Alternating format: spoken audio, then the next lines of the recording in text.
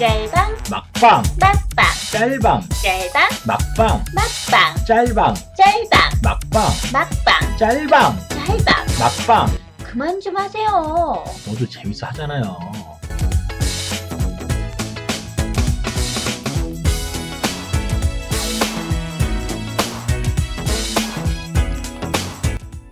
제가 원래 정치 얘기를 잘 안 하는데요. 오늘은 한마디 해야 하는 날이 다가온 것 같습니다. 바로 14대 총선입니다. 워낙 그 팟빵을 보다 보면요, 정치 얘기하시는 분들이 이 팟빵의 순위에 그 맨 위에 계시니까 뭐 별로 정치 얘기는 안 하려고 하는데요. 왜냐면 저는 뭐 전문성이 좀 떨어지다 보니까, 그리고 또 그 차별화 방상 같은 그런 느낌을 주고 싶어서요. 오늘은 그래도 막방 짤방에서 선거에 대한 얘기를 잠깐 하고 지나가야 하지 않을까 싶어서 이렇게 얘기를 해봅니다.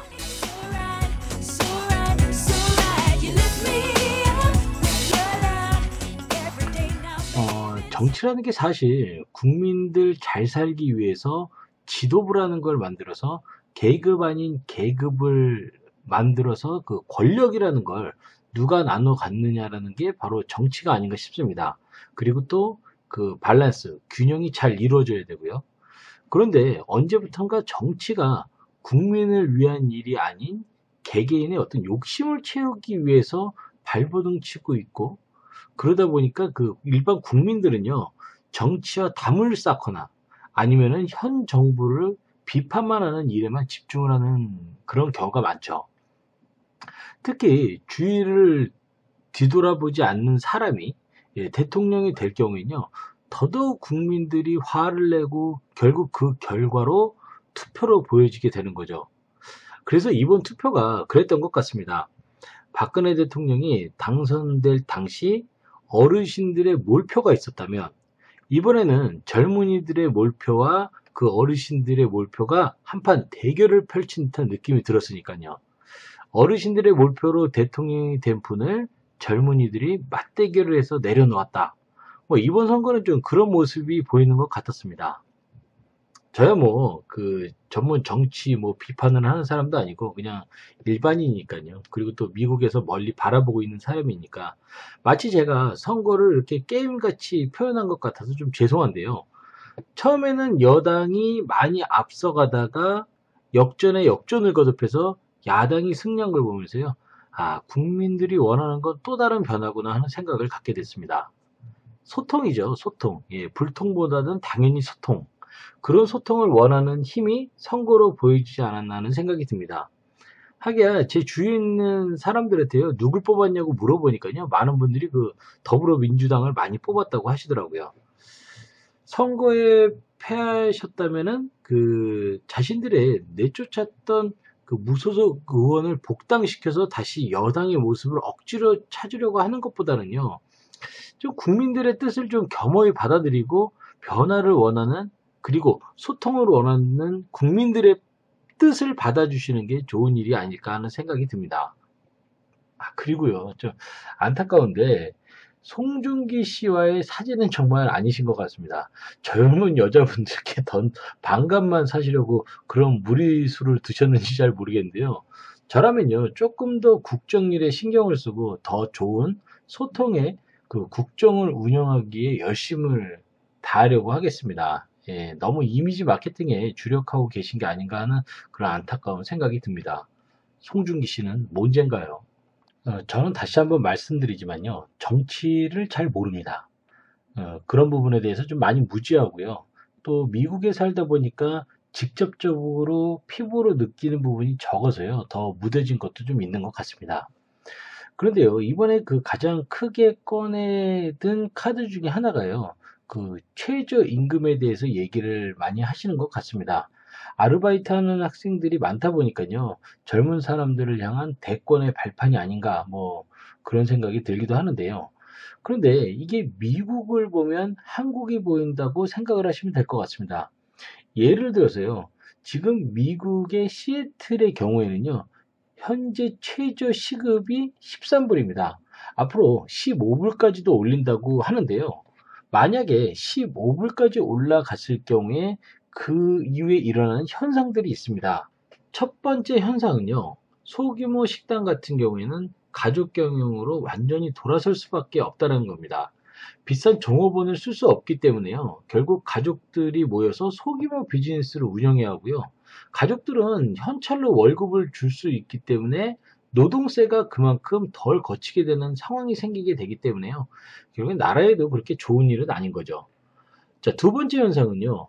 음식값부터 시작해서 렌트비까지 아주 심한 인플레이 현상이 생긴다는 겁니다. 제가 이제 전체 경제를 다 볼 수 있는 안목이 없기 때문에요. 구체적으로 더 자세한 설명을 해드릴 수는 없지만요. 그냥 이렇게 보이는 것만으로 봐서는 그 모든 물가가 다 오르기 때문에 결국 올린 시급으로는 노동자들에게 결국 똑같은 악순환이 반복된다는 거죠. 세 번째 현상은요.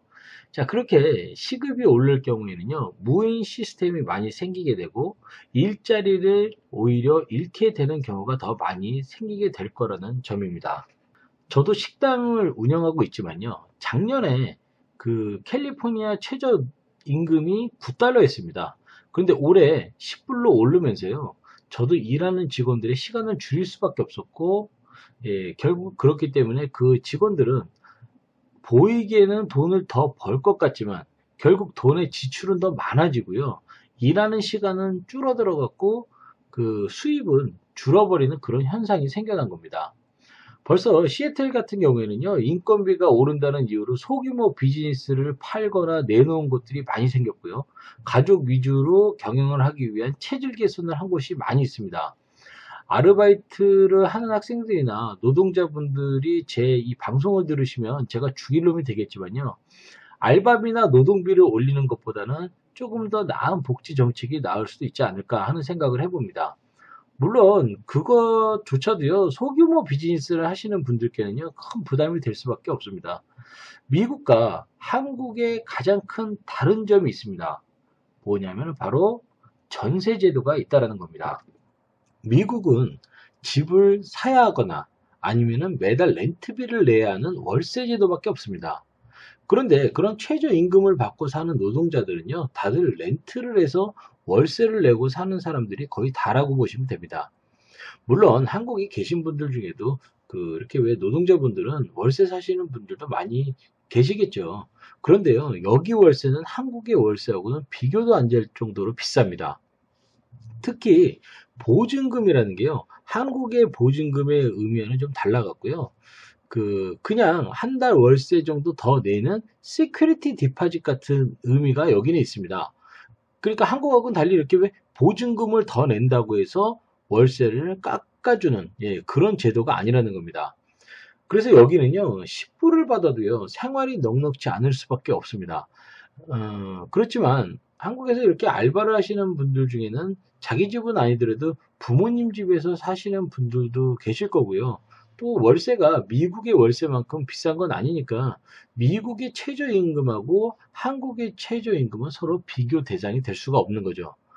제가 이제 이렇게 설명을 해드리는 건요, 자꾸 미국의 최저임금과 한국의 최저임금을 비교를 해서 얘기하는 분들이 많길래 그래서 그냥 훈수 정도 두셨다고 생각을 하시면 좋으실 것 같습니다.